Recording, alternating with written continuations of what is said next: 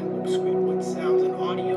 I hope this video is helpful, so please consider like and subscribe buttons for more tips and tricks for your MacBook. We'll see you guys next time.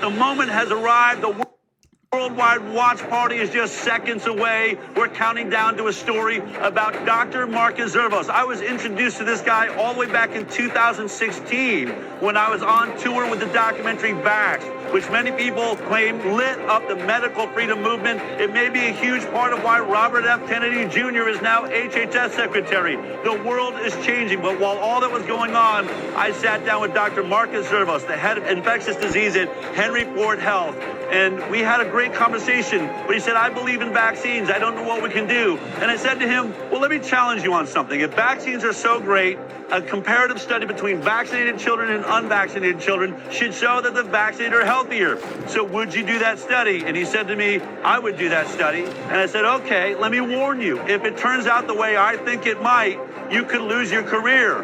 And he said to me, I follow science where the data leads me. Besides, I'm about to retire. Well, he finally did the vaccinated versus unvaccinated study, but then suddenly wouldn't publish it. That's when I went to have dinner with him with hidden cameras rolling and recording equipment, and I asked him why. What you will see is what he says about the study. It's a good study. He thinks that it should be published. Why isn't it being published? That's all the heart of this film. I'm thrilled to present to you an Inconvenient Study.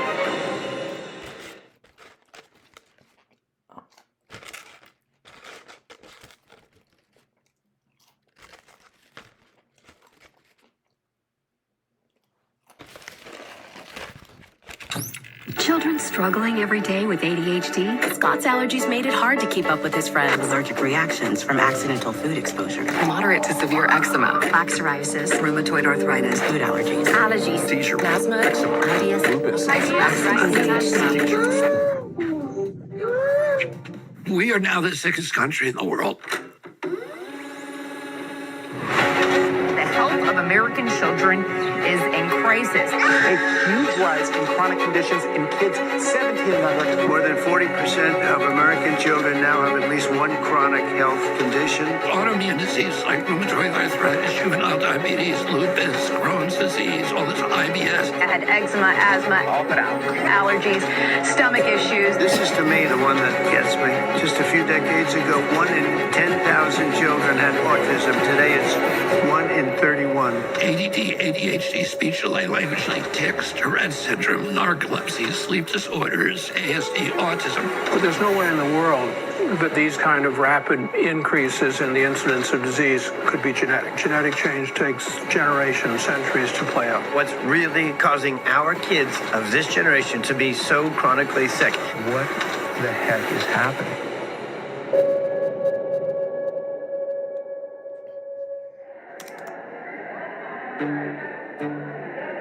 America is the sickest nation in the industrialized world. It is now believed that over 54% of our kids have a chronic disease, either a neurological disorder or an autoimmune disease. That's up from only 12.8% back in the 1980s. In roughly 40 years, we have seen the greatest decline in human health ever recorded. What if I told you there is a study that could shed light on this chronic disease epidemic, but no major medical institution seemed willing to do it? What if I told you there was one scientist brave enough to conduct this study? What if I told you that when the study was finished, that scientist was too afraid to publish it? What would you do? Maybe you would do what I did. I got hidden cameras and recording equipment, and I went to ask him why. Thank you. Very welcome. You all dined with us before? I want to show you a video. Okay. Curious of what your reaction is. Okay. Just hit play here. And then press play there. What was the most shocking thing? Because, I mean, I know what I've seen. No, I thought it was important. It's important information because of, it did show a difference between the groups. We have some serious issues. I actually agree with that. If I can't get this study out, then what hope is there for every kid in the future? I don't want to say it's not the right thing to do. It's the right thing to do, but I just don't want to. I mean, obviously, really emotional. Sick. It's really sick. Publishing something like that, might as well retire. I'd be finished. So who was that guy? Zervo's probably going to lose his job over this.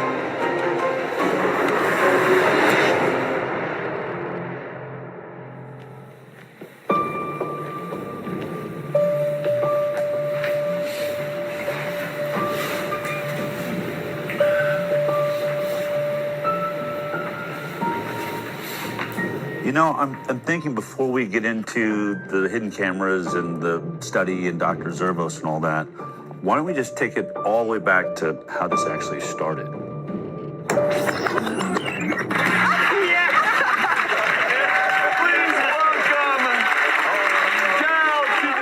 I've been a medical journalist for almost 20 years now. My first 10 years was at CBS, and the last 8 years or so, I've had my internet news show called The High Wire. Good morning, good afternoon, good evening, wherever you are. But the biggest change in my career happened when I produced a documentary about vaccinations called Vaxxed. And at the center of that documentary was a whistleblower from the CDC named Dr. William Thompson. He came forward in 2015 and said that they were committing scientific fraud on the vaccine safety studies. Well, that film blew up and became a worldwide sensation, mostly because we got so much bad press, starting with being kicked out of the Tribeca Film Festival. The decision to run a controversial documentary about vaccines has Robert De Niro at the center of a big screen backlash. Tonight, the film festival Robert De Niro started Under Fire, a controversial new film that many are characterizing as anti-vaccine. I think the movie is something that people should see. There was a backlash which I haven't fully explored. I want to know the truth, and I'm not anti-vaccine. I want safe vaccines. Vax producer Del Bigtree says canceling the screening amounts to a suppression of the truth. I can't imagine what type of pressure came down that would make them pull a movie that they were obviously behind in the beginning. The message from the medical community is clear. This is one of those scientific questions where science has provided an answer. Vaxxed ended up being one of the most controversial documentaries in history. And because of that, there were lines down the block everywhere we went. Look at this crowd behind me. Look at this line goes on and on and on. In fact, the very first day we screened at Angelica Film Center in New York, I wanted to know why there's this giant line down the block. What are these people here for? Can every parent or someone, if you have a family member with autism, would you please stand up right now? I'd like to see. 3/4 of the room stood up. I remember feeling like the air just got sucked out of the room. I had no idea that there was this many people suffering from this issue. I ended up asking that question 3 screenings a day, 5 days a week for an entire year. And every single time, 3/4 of the room stood up. I realized I had stumbled on something absolutely massive. Hello, everybody. This is Jamie. Jamie's first. Can you guys both tell us your names? I'm Stephanie. And this is Zion. After the screenings, parents of injured children were inspired to tell their own stories. We set up video cameras and started interviewing everybody that wanted to talk. And what I discovered is it wasn't just autism, and it wasn't just the MMR vaccine. There was an ocean of vaccine injury, and nobody was talking about it. Doctor says, well, do you want the flu vaccine? I was like, might as well do it now. I gave in. I did polio. I gave her the Hep B vax. She got the 2-month shots. Detail. The MMR vaccine. By 10:30 that morning, she was arching her back, clenching her fists. Didn't think I was gonna cry. That night, we were in the hospital with the 106-degree fever. He began to projectile vomit. He began to this loud pitch scream. Like that's when the blood curdling scream started. I did not lay down for 10 months straight because she would vomit and asphyxiate. She would vomit at night and she would lie there while she was asleep. and she would choke on it. When we had that vaccination, he lost all language. He just stopped talking? He wasn't talking. He didn't want to nurse. He went to not talking at all. He was developing really well, except for motor skills. He's got chronic allergies. An eczema rash. Food protein enterolitis syndrome. She couldn't eat anything on the glycemic index that was too high. GI symptoms, he started to have gut inflammation, Chronic snoring. Sleep apnea. Seizure-like activity. We woke up. She just.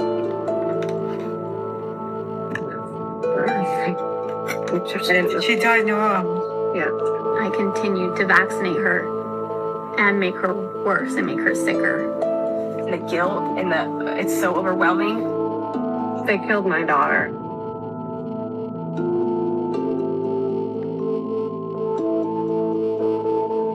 Clearly, this was a bigger issue than anybody realized. But there was one particular interview that we did that really changed my perspective forever. Colton was a 13-year-old healthy, strong boy. He loved anything that has to do with an adrenaline rush. Motocross was his passion. The doctor says, hey, he's the age that you should get the HPV vaccine. I said, okay. So he was administered the vaccine. And then this is the last day he got to ride that big boy bike. And that day he came home, he was starting to feel nauseous, really sore neck. He still didn't want to get out of bed. I just thought, man, you're just really weak and exhausted. And that evening, when he sat up to take a drink of water, he just flopped back and his head just hit the pillow. And I went, Colton, are you going paralyzed? They immediately took him down to Primary Children's Hospital in Salt Lake. Original diagnosis was transverse myelitis. When the doctor came out and asked me, has he been sick? I said, no, he hasn't been sick. He had the HPV vaccine on February 1st. And they went, oh, well, we'll be reporting that to VARS. It does suck, like, not being able to play sports anymore. Now I have to sit on the sideline, just watch everybody. You gotta do your research, like, you can't just trust a doctor anymore. Do your own ways to find out what's best for you.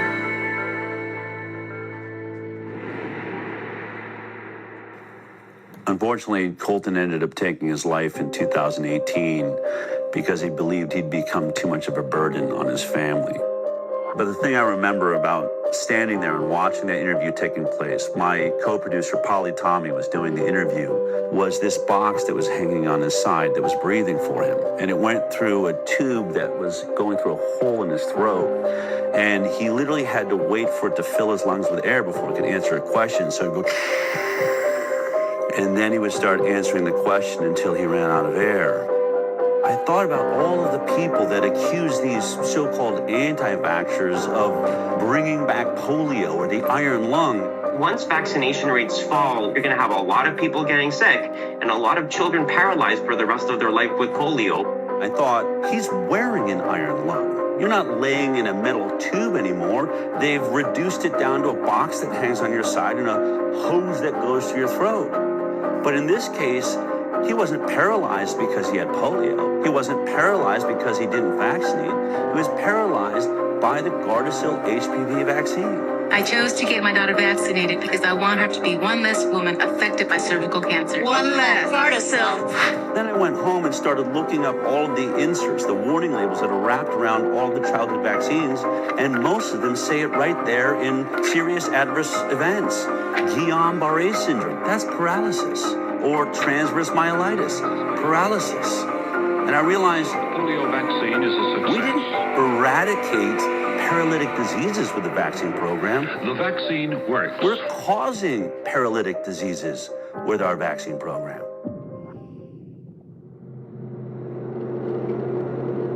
So as we travel the country, some parents would come up and say, I'm about to have a baby. I'm definitely not going to get the MMR vaccine because your movie shows that that one's dangerous. But what about the other 16 vaccines that are given in 72 doses by the time my child's 18? And I'd say, I only have anecdotal evidence from the thousands of interviews I've done that not a single childhood vaccine is safe. But that's not scientific. I wanted something better. I wanted to get to the bottom of this. So I started a nonprofit called the Informed Consent Action Network. Based on the Nuremberg Code's right to voluntary consent, The German Air Force. the ethical principle globally agreed upon in the wake of the Nazi doctors' horrifying human experiments, Of inmates in concentration camps for experimental purposes. where it states the voluntary consent of the human subject is absolutely essential, and there should be no element of force, fraud, deceit, duress, or overreaching or other ulterior form of constraint or coercion. What I wanted to do was investigate the entire vaccine program. I was really focused on one thing. We hear that vaccines are safe and effective. But before we even worry about if they're effective, how did we determine they're safe? We started looking at all the science around the world, but we hit a big roadblock. You can't sue a manufacturer of a vaccine. It's one of the only products in America that has what they call liability protection. The reason is because of a law that was passed in 1986 by the US government. The pharmaceutical industry basically blackmailed the government. And they said, we are losing so much money from lawsuits for death and injury from our vaccines, we can't make a profit. Studies have shown that the whooping cough or pertussis vaccine causes brain damage. The controversy isn't really over the fact that it happens, but how often it happens. And they said, if you want us to continue making vaccines, you're going to have to take on the liability. And our government agreed to that. If you want to sue or you want to get any information outside of what's publicly known, you're going to have to sue the government. And that's when I realized I need a constitutional attorney. And I found a guy named Aaron Siri. Mr. Siri, you're not a medical doctor, are you? No, sir. And you're not an immunologist or biologist or any kind of... Or vaccinologist, no, but I depose them regularly, including the world's leading ones with regards to vaccines, and I have to make my claims based on actual evidence when I go to court with regards to vaccines. I don't get to rely on titles. Okay. He had a genius way forward. We're going to sue the government agencies, HHS, FDA, NIH, and we started winning. And what did we prove in those lawsuits? That the entire science behind vaccine safety was nothing but a complete fraud. Doctors used to listen to parents. When their parents came in and said, hey, my kid is suffering with this condition, has this issue, doctors listened to them. But when parents started coming in and saying, my kid went in and got a vaccine and then started having X issue, that's when doctors stopped listening. Hi, how you doing? We have triplets, 2 boys and a girl, Richie, Robbie, and Claire. Every day in our life was a party. Every single day they were smiling and laughing and looking at each other, engaging in each other. On June 25th, 2007, we brought them in for the pneumococcal shot. My daughter still has the mark on her leg from the shot. She was the first one to get it, and she screamed and never really stopped screaming after that. But we continued. We didn't know. We did the boys as well. By noon, Claire shut completely off. It was as if she was blind and deaf, and all she did at that moment was stare at the ceiling fan. So that was at noon. We had the shot at 10 a.m. 2 o'clock, we watched Richie shut off. They lost all their reflexes. I'm an educational audiologist. I actually did the test for the stapedial reflex, which is a little muscle in the middle ear, just to see if a muscle they can't control was still working, and it didn't. The stapedial reflex dampens sound, so your ears don't hurt from a really loud sound, and both of them had no stapedial reflex. They stopped blinking, stopped yawning, stopped coughing, stopped sneezing. The worst is when we saw the final one shut down. We were told it was genetic, and then we were told by geneticists that there's no possible way 3 children would shut off on the same day. So we had severe autism spectrum disorder for all 3 kids entering kindergarten. We have spent hundreds of thousands of dollars trying to recover them. The only person that we got back is Robbie, the one that was last to shut off. Richie can only say single, maybe 2 words together. Claire is still completely nonverbal, not potty trained, and Robbie is approaching grade level, but severe OCD. Want me to tell you what a day in our life is? So you got, say, a 6 or 7 or 8 year old child who's not potty trained. And at 2 or 3 or 4 o'clock in the morning, they fill their diaper. Well, you assume that's pretty uncomfortable, so they take it off. Pretty soon it's all over them. It's all over the bed. In short order, it's all over me. It's all over her. I'm snapping at her. She's snapping at me. We're both snapping at the kid, who is the only innocent party in the whole scenario. And the one thing that's conspicuously absent from that scenario is anybody who told you that shot was safe. They're all asleep in their bed. They haven't got a problem in the world. This one story of Richie, Robbie, and Claire puts an end to any discussion that autism is only caused by genetics. There is no genetic explanation that would turn 3 brothers and sisters off on the exact same day. What you should do when there are widespread complaints that a product is causing a given harm is you should study it. Vaccines should be tested like other medicines. They should be safety tested. And unfortunately, vaccines are not safety tested. Of the 72 vaccine doses now mandated, essentially mandated, they're recommended, but they're really mandated, for American children, none of them, not one, has ever been subject to a pre-licensing placebo-controlled trial. Health and Human Services Secretary Robert Kennedy Jr. has been torn apart by mainstream media for saying that there's no placebo trials being done for vaccines. But he's right. It's exactly what we found in our lawsuits against the government. Not a single childhood vaccine is going through a double-blind, randomized, placebo-controlled trial prior to licensure. That's the gold standard of safety testing for all pharmaceutical products, but is being skipped for vaccines. In case you forgot how a double-blind, placebo-based trial worked as we discussed it back in high school science class, let me remind you. We break up a group of kids into 2 groups. One group is going to get the vaccine. The other group is going to get a placebo, which is a product that has no effect on the human body. When it comes to an injectable like vaccines, that is a saline injection. Then it's called double-blinded because both the scientists and the patients are blinded from knowing which one they got. Did they get the vaccine or did they get the placebo? This is so that the scientists will not manipulate the study in favor of the pharmaceutical industry that will stand to make a lot of money if this vaccine proves to be safe. Then we track these 2 groups for 2 to 5 years, sometimes as long as 10 years for a lot of drugs. And at the end of that study, we unblind both the patient and the scientist. So we look at both groups, the vaccinated and the placebo group, and we compare their health outcomes. Who had more cancer? Who had more diabetes or ADD, ADHD or autism or Tourette's or lupus or multiple sclerosis? All of these things that are currently skyrocketing in the United States of America. And if, when you compare them, they both turn out the same, there's the same amount of issues in the vaccinated group as is in the placebo group, then you know it's safe. You've established what we call a safety baseline. But if the vaccinated group has more issues than the placebo group, then we know it's not safe and it shouldn't be put on the market. Only one problem.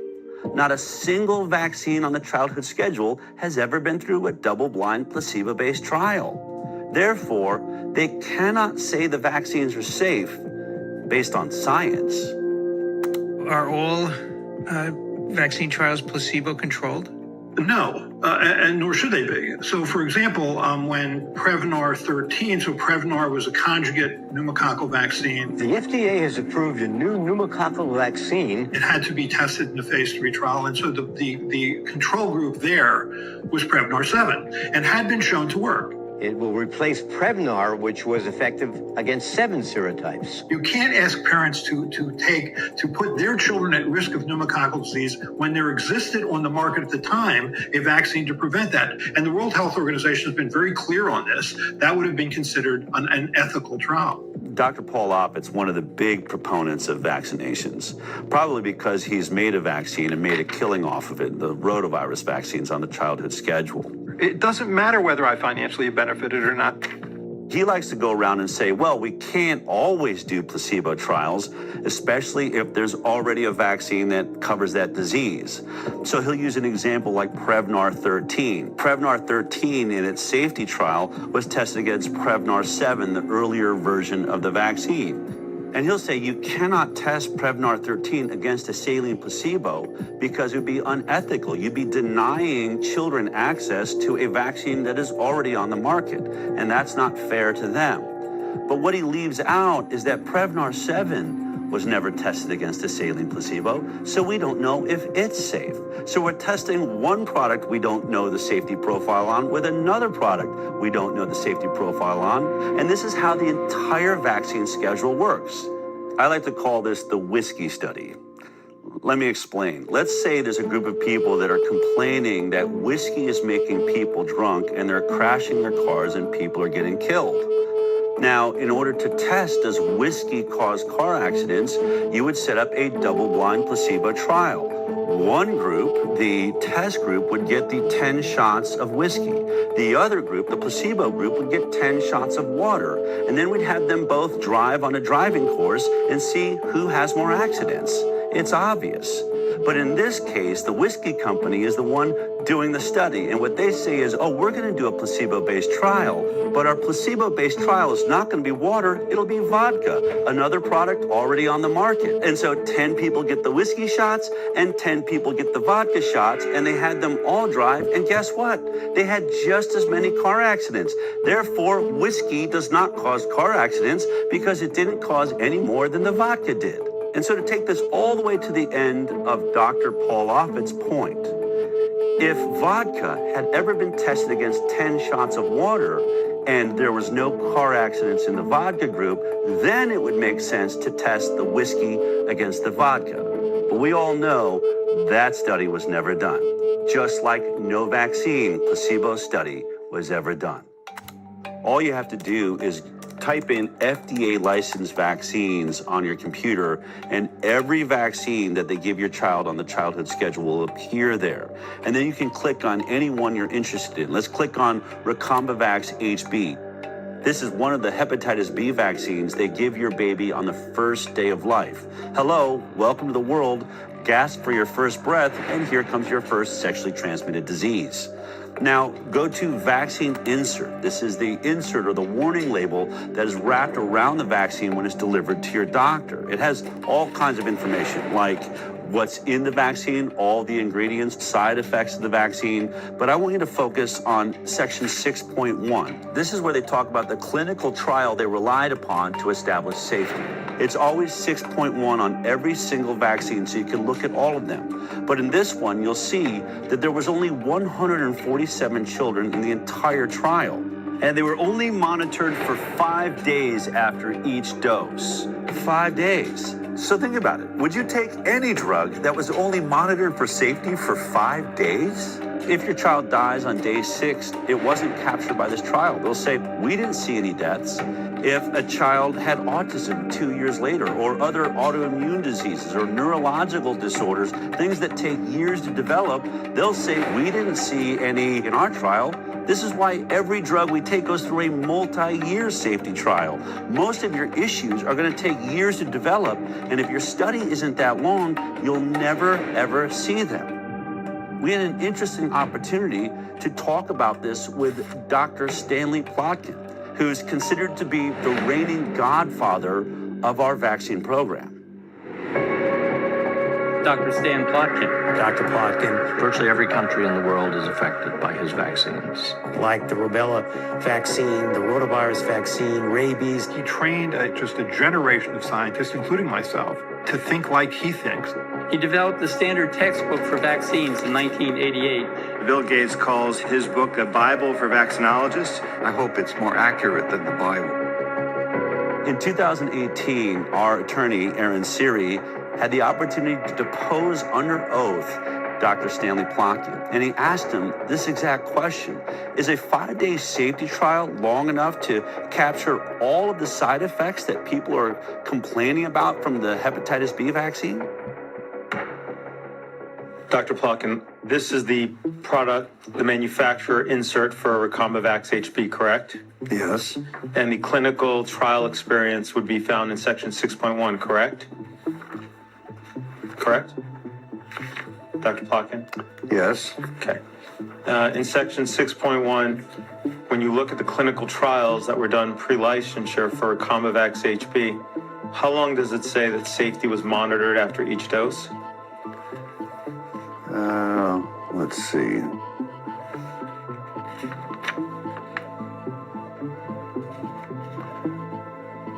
Uh, 5 days. Okay.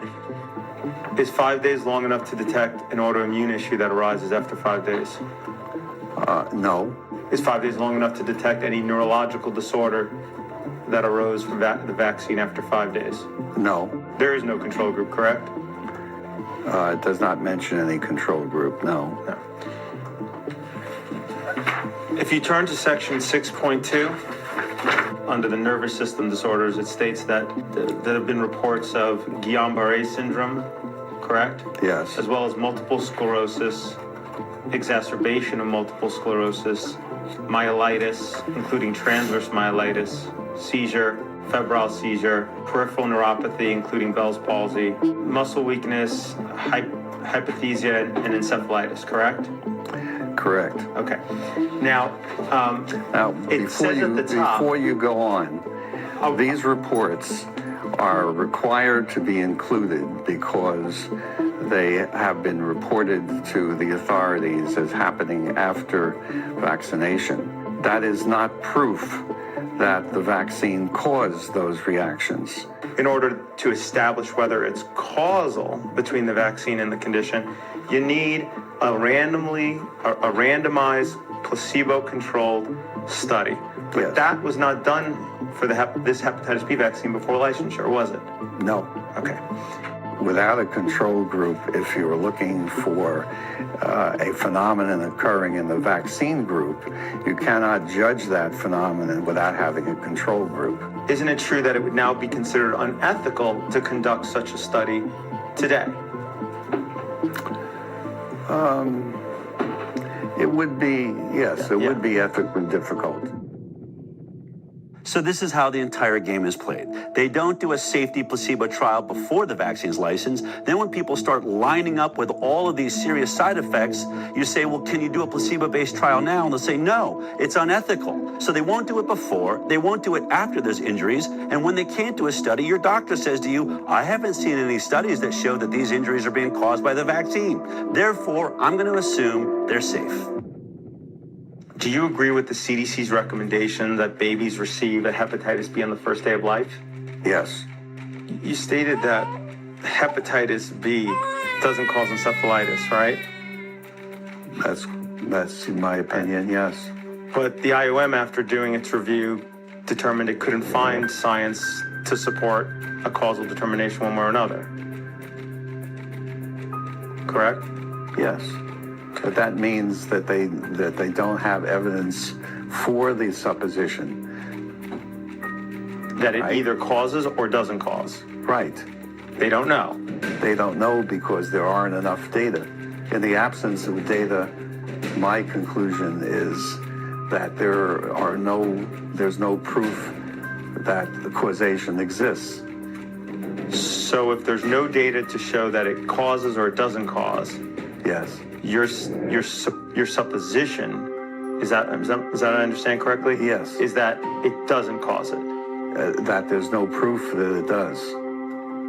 Okay, that's different than saying it doesn't cause it, correct? Correct. So let's be clear. Vaccine safety is not based on science and data. It's based on an assumption of safety. And that is the stalemate we find ourselves in. But there's one way out of it. Instead of doing a placebo-based study, you can do a retrospective study looking at people that have already made their choice, whether they're going to vaccinate or not. And then you just compare those groups, the ones that got the vaccines and the ones that decided not to vaccinate. We call that the vaccinated versus unvaccinated study. It's been done by a few independent scientists and institutes amongst small groups of children, but never by a major government agency or a major medical facility.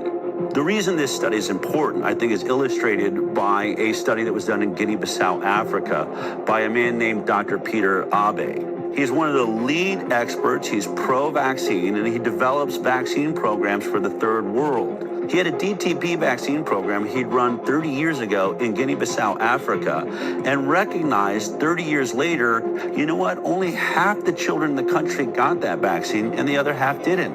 I could do a perfect comparative study between the vaccinated and the unvaccinated. And when he did that study, the results blew his mind. This is about vaccines. And I think it's important to recognize that no routine vaccine was tested for overall effect on mortality in randomized trials before being introduced. I guess most of you think that we know what our vaccines are doing. We don't. The program we are talking about at the time, the vaccine program, was introduced sort of in the late 70s after the success with the eradication of smallpox. WHO made sort of the first immunization program for the low-income countries. What comes out here, you had 2.3 times higher mortality if you were DTP vaccinated. And that is the most commonly used vaccine in the world. So the whooping cough vaccine or pertussis vaccine was associated with twofold higher mortality. You can have a vaccine which is fully protective against a specific disease, but associated with higher mortality. How is that possible? After looking at this study, it was clear that the vaccine did protect against the diseases they were vaccinated for. The kids didn't die of diphtheria, tetanus, and pertussis. Only one problem. Once they looked at it, they were dying at 5 times the rate of all of these other issues. So it was clear that though it was protecting against these diseases, it was weakening their immune systems to all sorts of other problems. One of the other scientists on this study did a TED Talk on this. In spite of being protected against 3 deadly diseases, the introduction of DTP was associated with increased overall mortality. Children who received DTP vaccine had 5 times higher risk of dying than those who didn't. And this is just one example of many studies now done of DTP vaccine, and they all show the same. DTP vaccinated children have higher mortality than those who didn't get DTP. So it appears that DTP vaccine has negative non-specific effects. The protection against the 3 deadly diseases comes at a very high price, namely increased risk of dying. So, with the best of intentions, the use of DTP vaccine may kill more children than it saves. I know these results are extremely uncomfortable, and most people, including myself, just wish they weren't true. But this is what the data tells us. That was just a study of one vaccine in a group of children. What if you studied children that were receiving not one vaccine, but between 72 and 100 vaccines by the time they're 18? Of course, I'm talking about the most vaccinated nation in the world, the United States of America. Our federal health authorities actually paid the Institute of Medicine to look at the safety of the vaccine schedule as a whole. And the Institute of Medicine, after conducting that review, came back with a report in 2013.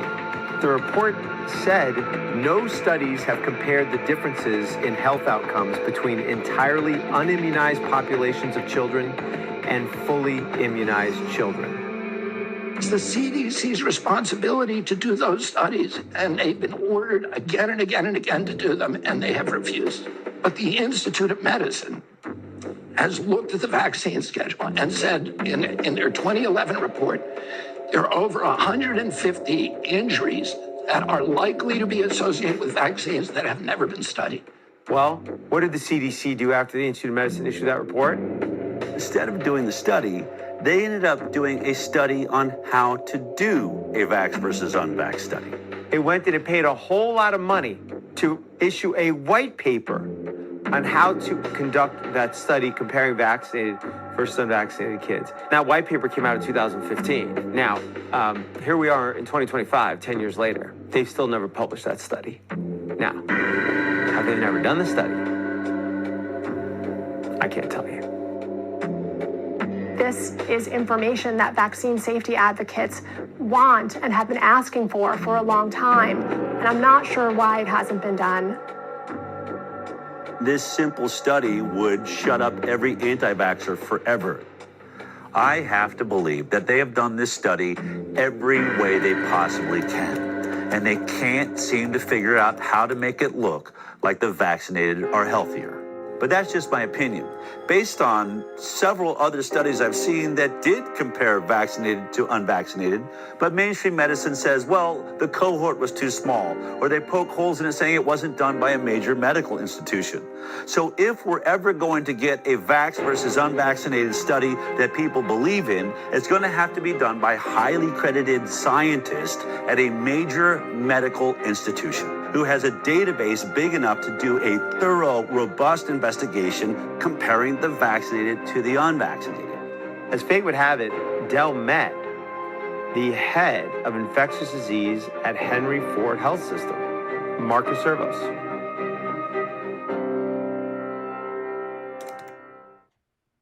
I'll never forget that meeting because you said something to me. You said, I've watched your film, it's intriguing.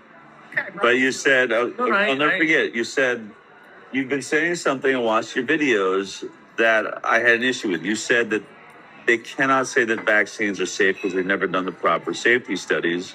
And you said to me, I actually researched that because I wanted to see if that was true. And you said, I'm sorry to have to report to you that you're actually right about that. I say it proper safety studies have not been done. And to now too, it's same thing. I still say it now. The proper safety studies haven't been done.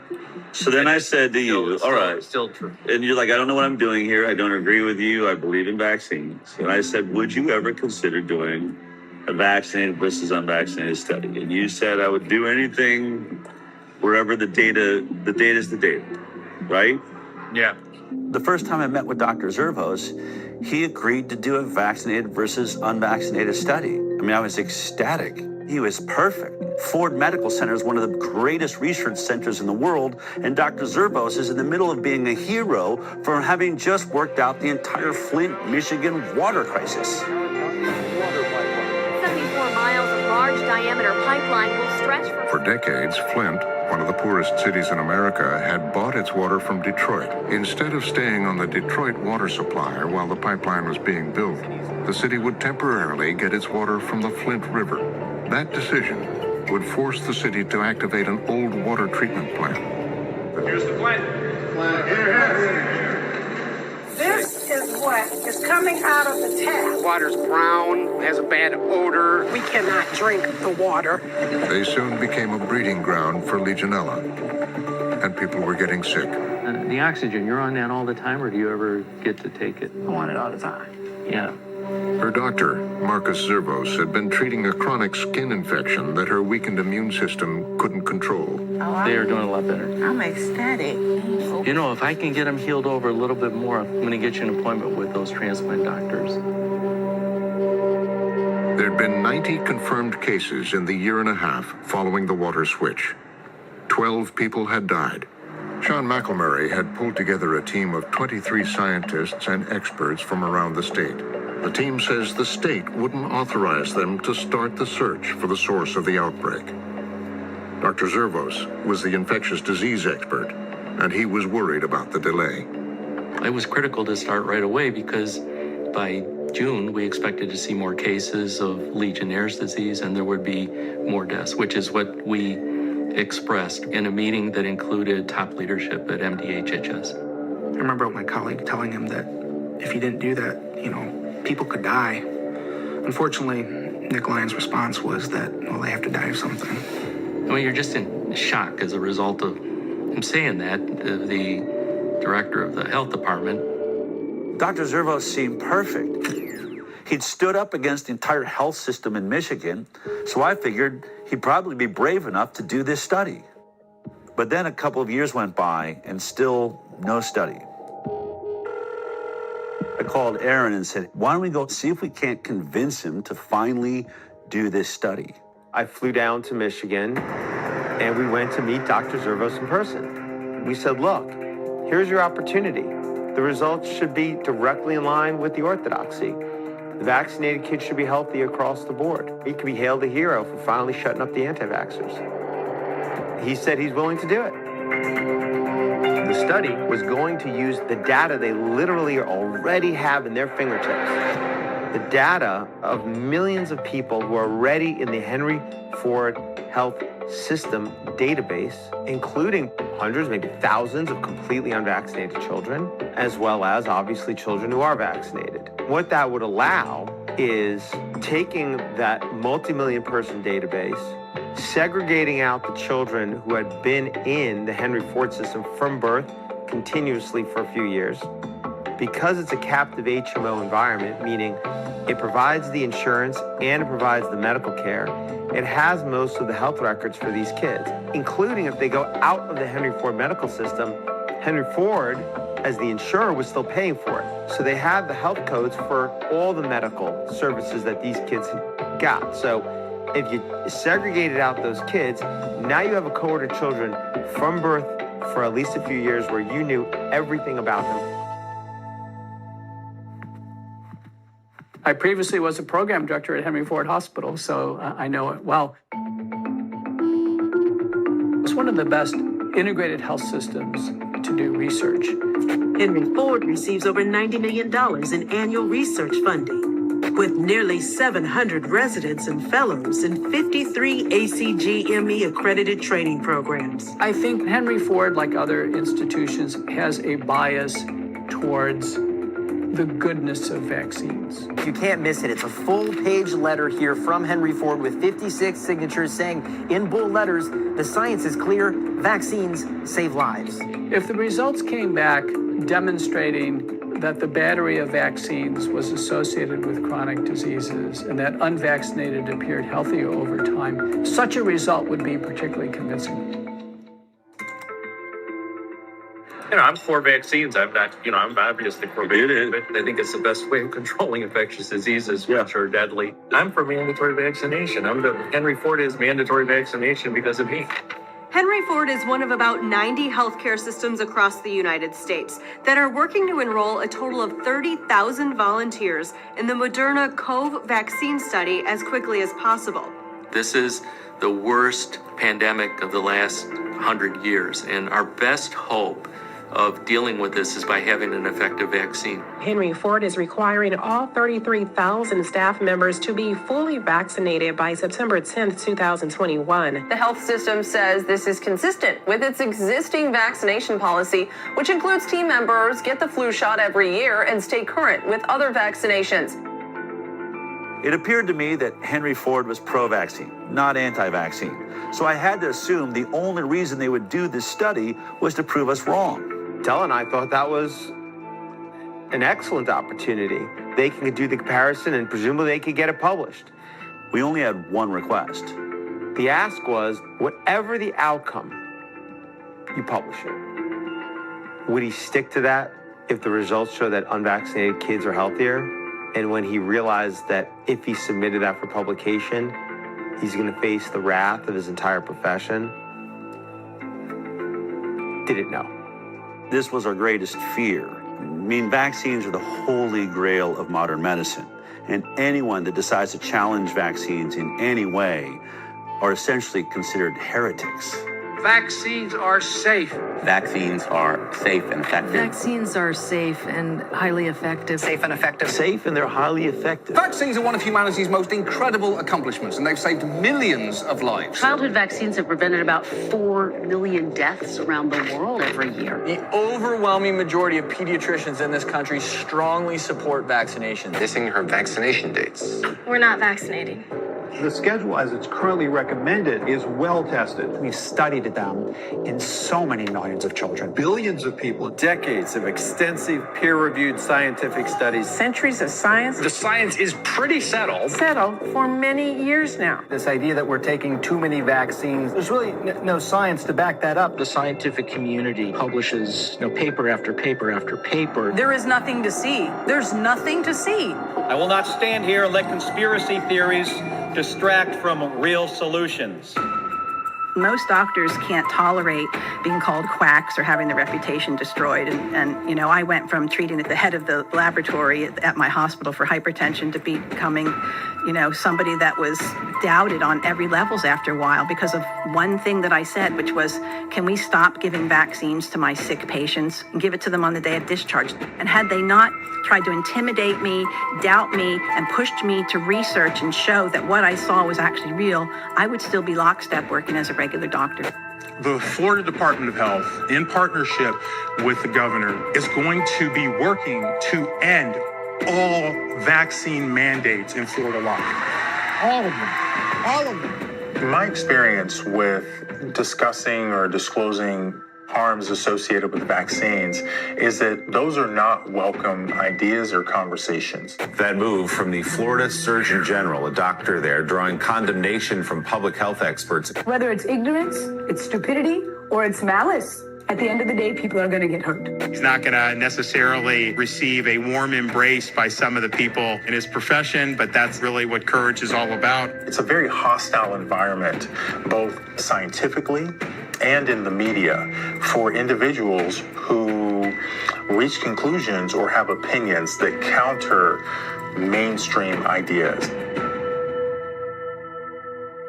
Every independent scientist that has ever ventured into doing a vaccinated versus unvaccinated study of any kind is immediately under assault. There's one by Dr. Anthony Mawson out of Mississippi. He did a homeschool study of about 600 kids and discovered alarming rates of allergies, ADD, ADHD, neurological disorders, and a fourfold increased risk of autism amongst the vaccinated. As soon as the study came out, his job was under threat. In fact, I asked him if he'd be in this film. He said, look, you can show my studies, but I have just been dragged through the coals on this. I can't take anymore. Then there's Dr. Paul Thomas. Hey, how you guys doing? What I'm seeing on this side is a pink, dull, scarred up eardrum. I've been a pediatrician for 35 years. I'm now retired. What I noticed in the first decade or so of my practice is kids were getting sicker and sicker. And over the next decade, as more and more patients chose not to vaccinate, I got to see the difference. But I wanted to see, could I prove it? So we got all the data from my practice. We looked at every baby born into my practice and published it in an international journal of public health. What we found, and that study was peer-reviewed, it was robust, we found massive increases. I mean, we're talking 400 to 500% more. Allergies, autoimmune conditions, neurodevelopmental issues, and then we had infections of all kinds, massively increased in the vaccinated compared to the unvaccinated. But what happened when I published that study? Within days of it being available online, I get a call from my attorney. Don't go see any patients, don't write any prescriptions, don't go into the office. Your license has been emergently suspended. You are a threat to public health. What's today? Today is the last time I will be doing clinical medicine in Oregon. Knowing that you guys are keeping it going, the heart of this place lives on. So what if Dr. Zervos does this study and it turns out exactly the same way as the others? Would he still publish it? That was the question. Years went by. In 2020, I was informed they had put together a study. And I had that study in my hand and I looked at it. The significance of it, it was an actual study that when published was the first step in changing this landscape. Weeks went by and then more time went by, and at some point, what I learned was it was not going to get submitted for publication.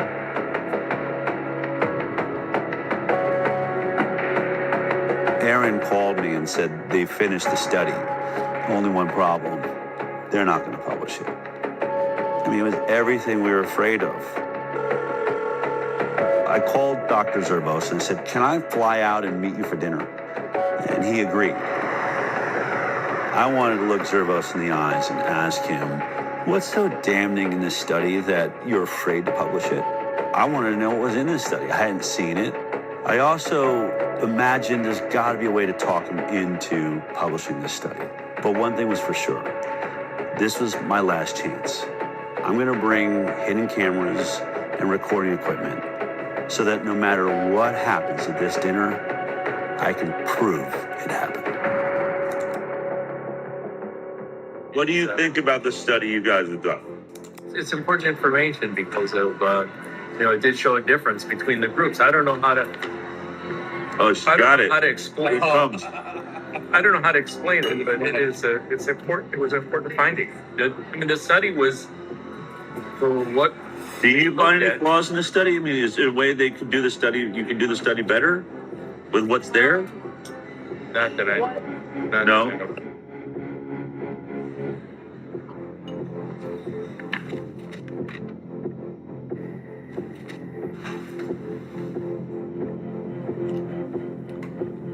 Impact of childhood vaccination on short and long-term chronic health outcomes in children, a birth cohort study.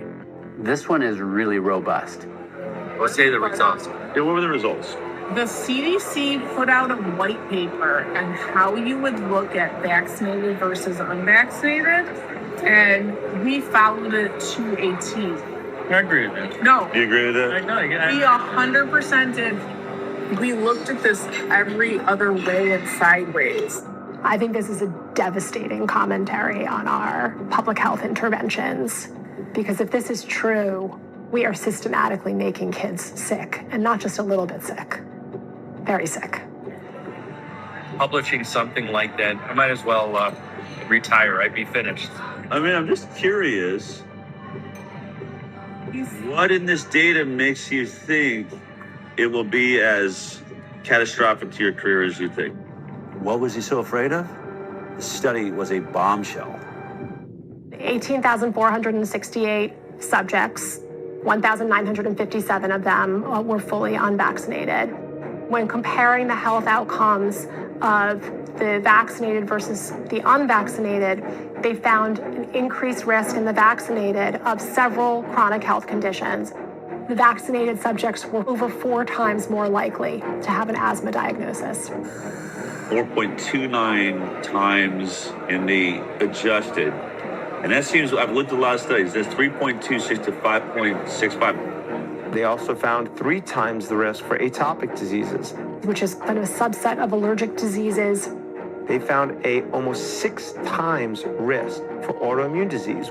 The autoimmune diseases this paper looked at include thrombocytopenic purpura, rheumatoid arthritis, SLE, systemic lupus erythematosus, MS, multiple sclerosis, and Guillain-Barré syndrome. They mentioned there are over 80 different autoimmune diseases, and what their data showed for autoimmunity, 6 times increase in those who got vaccines when compared to the unvaccinated.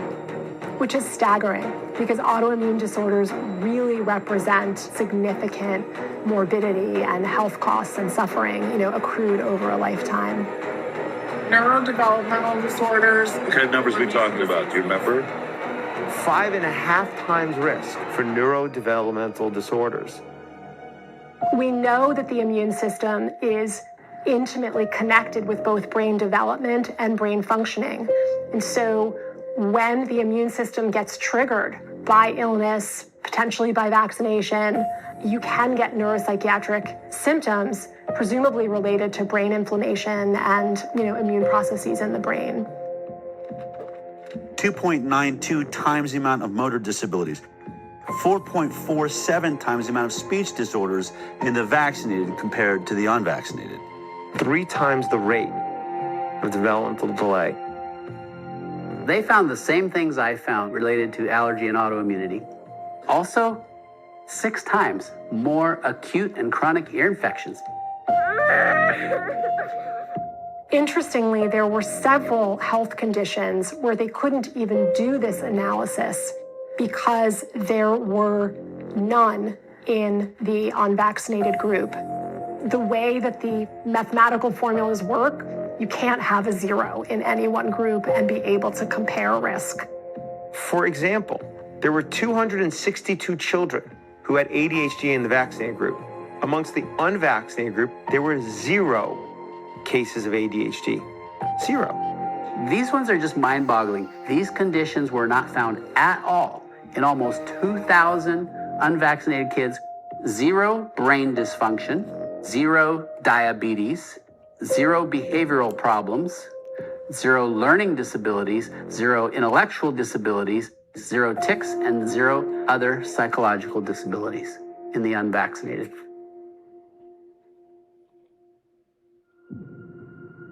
I'm going to read the conclusion here. Despite this, and in contrast to our expectations, again, the author's expectations was they'd conduct the study and probably find vaccinated people a whole lot healthier than the unvaccinated, right? This is what we found. We found that exposure to vaccination was independently associated with an overall 2.5-fold increase in the likelihood of developing a chronic health condition when compared to children unexposed to vaccination. Any vaccine, even just one, compared to none, at 2.5 times more likely to have a chronic health condition. There were no chronic health conditions associated with an increased risk in the unexposed group. None. What does this graph mean? Explain that to me. So it's no vaccines versus vaccines. That's basically your likelihood of not having a chronic health condition. They did something called time to event analysis. At 10 years, the likelihood of being free from a chronic illness was only 43% in the vaccinated group versus 83% in the unvaccinated group. It's a big difference.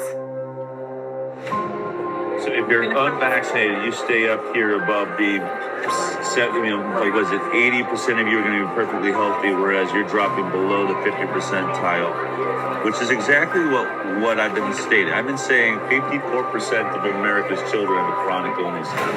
It's right there. That's basically what that showed. 10 years follow-up.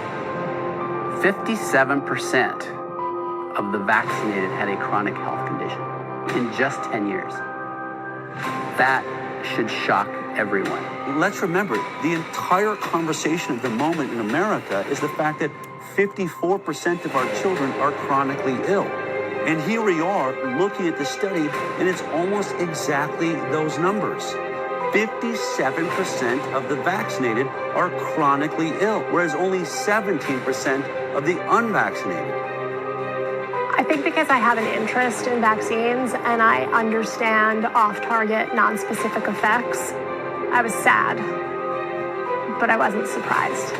I can tell you that these data are consistent with my greatest concerns regarding the childhood vaccination schedule. That despite the good intentions of the field of vaccinology, that is backfiring on us. In virtually every single chronic health category, the vaccinated are doing far worse. But there is one issue. It's the one that I have been talking about for years and puts me into the middle of this entire investigation, and that is autism. And in this study, it appears that there was no statistical significance with the vaccine-autism connection. And I wanted to know why. Yet autism is neutral.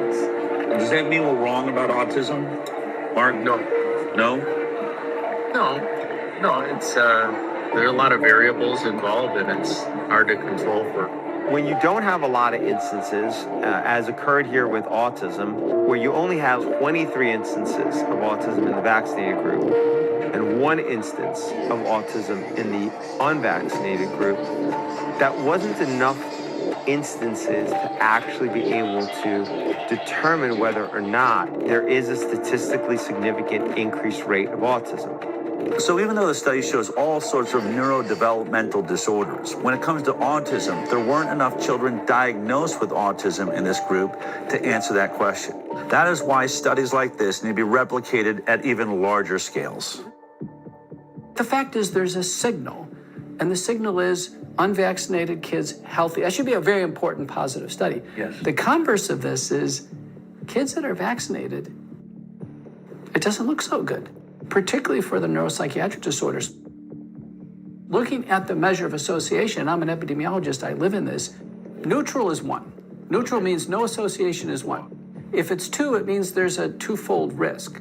When we're doing non-randomized data, especially from corporate data stores, what have you, we have a higher threshold. And a good threshold to remember is 4. If there's a 4-fold increased risk in a data set, if we were to go do this somewhere else, almost certainly we would find an association when this is telling us that the risk relationship is greater than 4.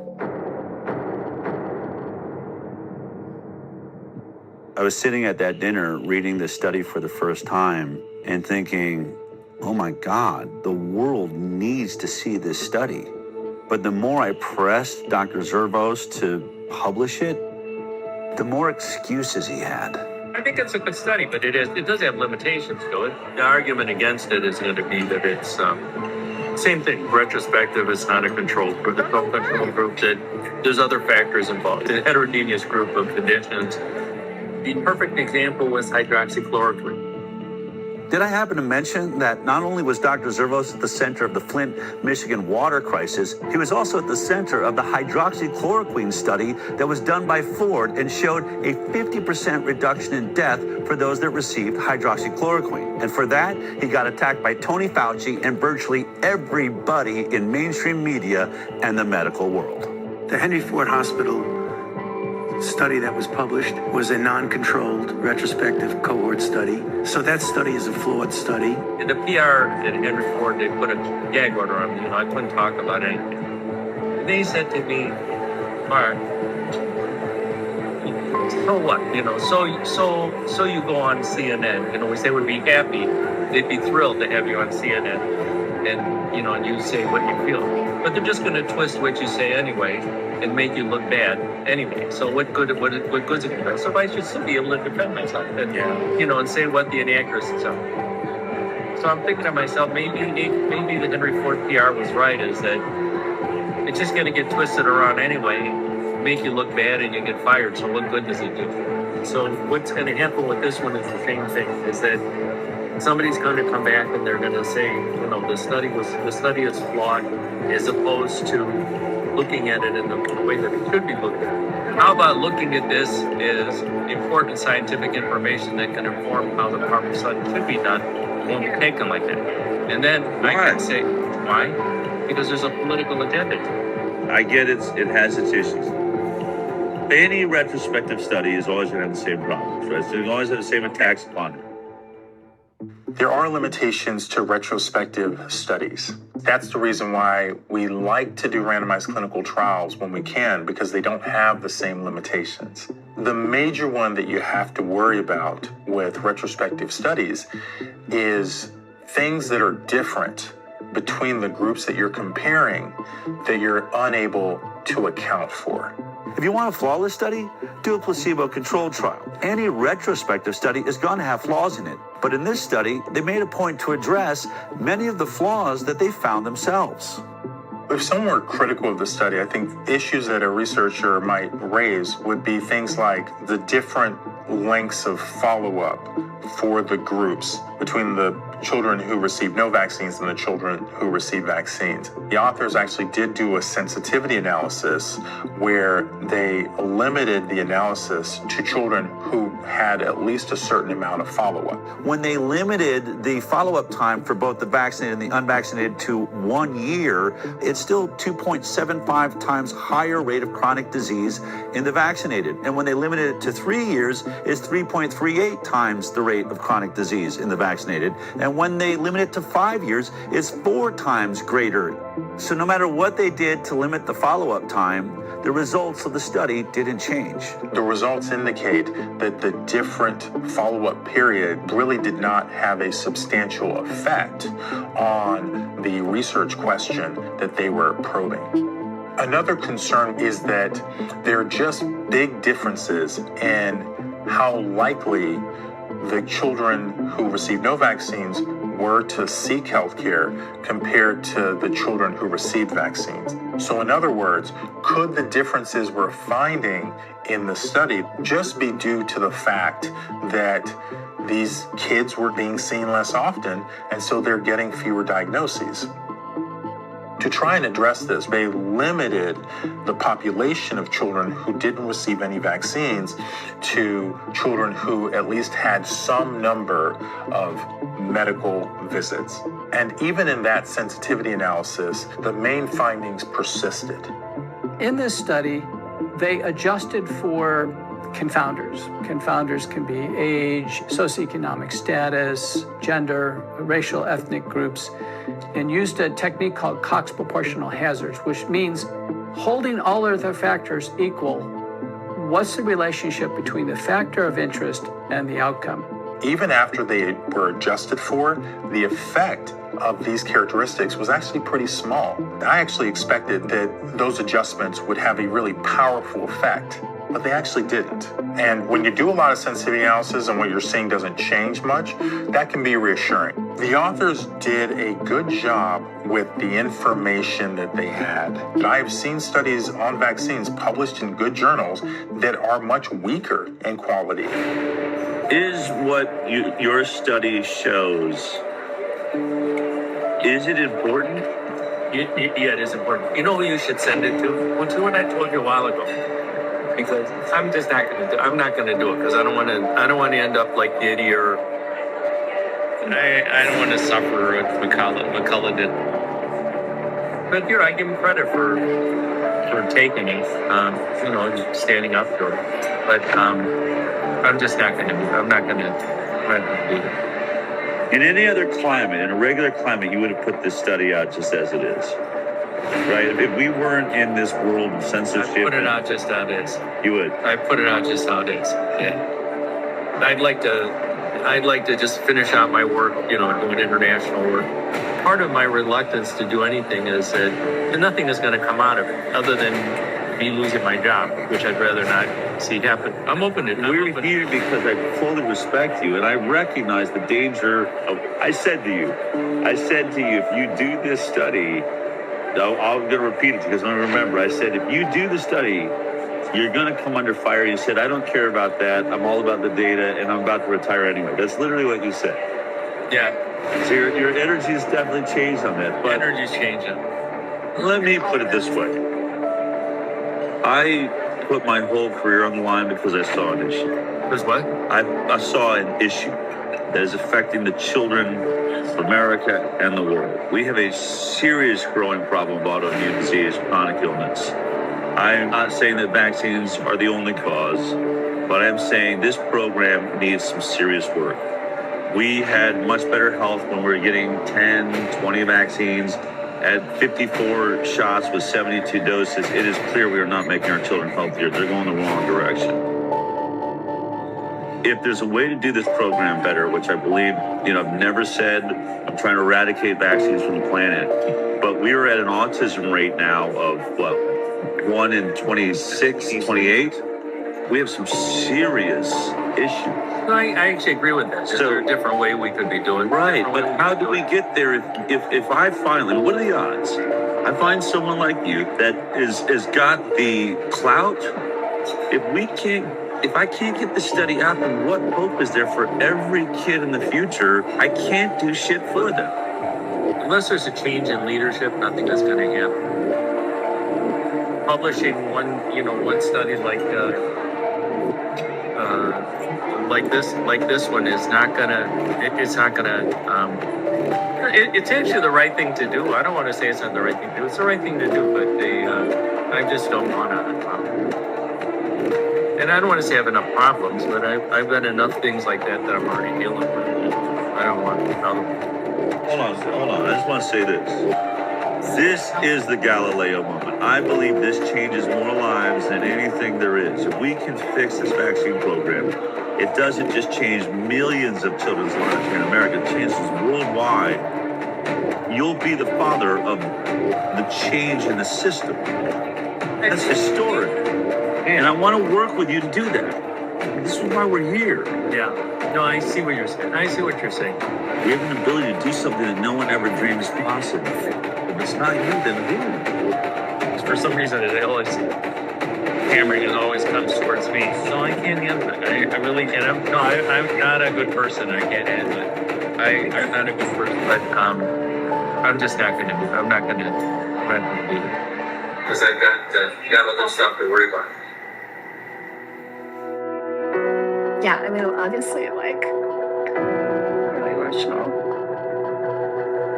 You know, he's just going to compartmentalize it away. I think someone could look at this and be like, it's unconscionable. How could he? And I think the way that he can is like the way we all can do things that, you know, like not do things we don't want to do is we just convince ourselves, you know, he's saying like, it doesn't matter. This is one study. It won't move the needle. It's too much for me. I can't. And, you know, maybe he's right. Maybe it is too much for him. It's very important the study sees the light of day. In the scientific literature, and for the advancement of science, we must have balance. There are always pros and cons to everything. And when we have a deep-seated religious bias in favor of vaccines, we've lost balance. And when we lose balance, the entire scientific enterprise goes off track. And when that happens, large populations are harmed. I cannot help but ask myself the question, how many children will suffer a chronic illness that they maybe wouldn't have to suffer had this information been out there? I treat a lot of kids with neurodevelopmental disability and neuropsychiatric illness, and their lives and their families' lives are hell. And I know so many parents who suffer all kinds of guilt. The parents who've had adverse reactions or who've witnessed neurodevelopmental regression in connection with vaccination, they are devastated. I've had so many mothers say to me, my child is like this because of me. You know, at my hand, I did this to them. I think we are absolutely destroying our future by destroying the overall health of our most precious asset, our children. We need to know if this is true. We are morally and ethically obligated to replicate this study again and again and again and find out if this is accurate and if this is true. We have to. The fact that this study hasn't been peer-reviewed and hasn't been published is extremely concerning. It's important knowledge, and other healthcare systems really do need to replicate the analysis. This question really does need to be probed. It's a very important research question. I challenge you, yes, you the doctors, you the researchers, do the research.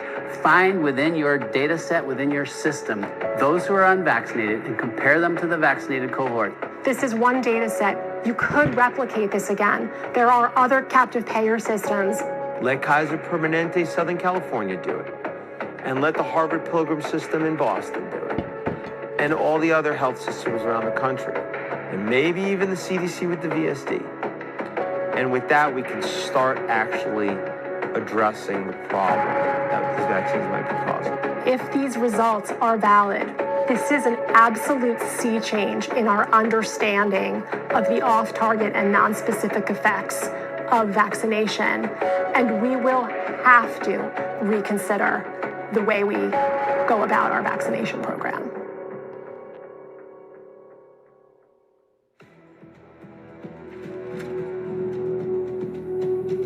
This is a cease and desist letter we received from the attorneys for Henry Ford Health. This letter leads me to believe that they really don't want us to release this film. In the letter, Henry Ford accuses us of defamation for saying that the unpublished study wasn't submitted for publication due to the results of the study. They assert that the reason the study was never submitted for publication was, quote, due to significant and serious flaws in its data and methodology, and because it did not come close to meeting the rigorous scientific standards Henry Ford Health and its researchers demand. But we just heard from Dr. Marcus Zervos, the lead author on this unpublished study and a world-leading expert on infectious disease at Henry Ford.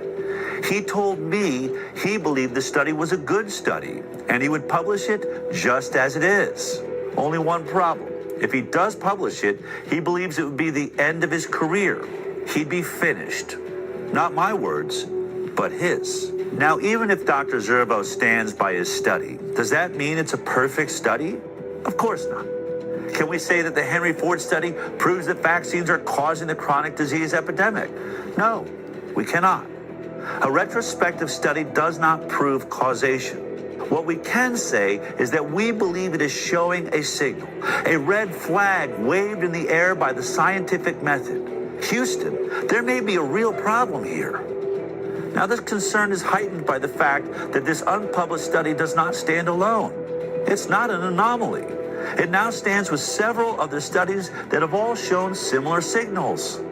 So there will certainly be attacks on the limitations of this study, which can be found in most retrospective studies. And we acknowledge those limitations. But the only way to really refute it is to do your own vaccinated versus unvaccinated study and prove us wrong. That's what I believe Dr. Zervos attempted to do and failed. But as parents watching this film right now, you have to ask yourself a very important question.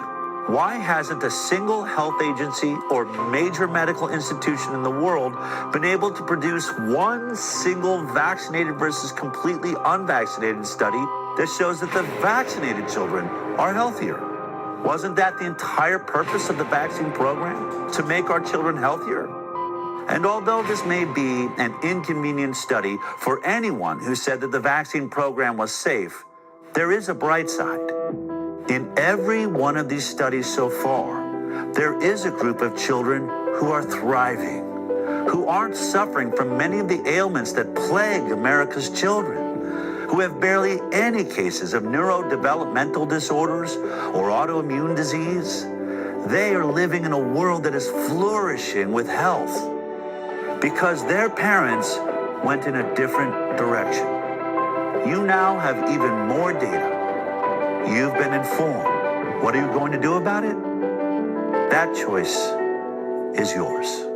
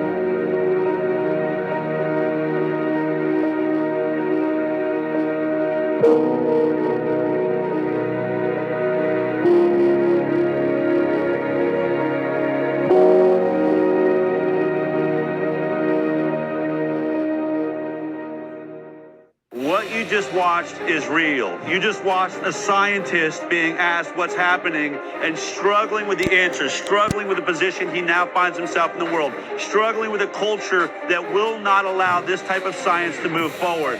So you have to ask yourself, can we live in that world? Is this the world we want, or do we want to change it? If you want to change it, if you want to be a part of change, then here's what I'm asking you to do. Take this film. It is free for everybody. Share this link with every single person you know. If you share it with 10 people, they share it with 10 people, and they share it with 10 people, before long, the entire world has seen this movie, and then we can make real change. Thank you for watching. Thank you for sharing it. And if you really enjoyed it, go ahead and drop a donation and help us spread this worldwide.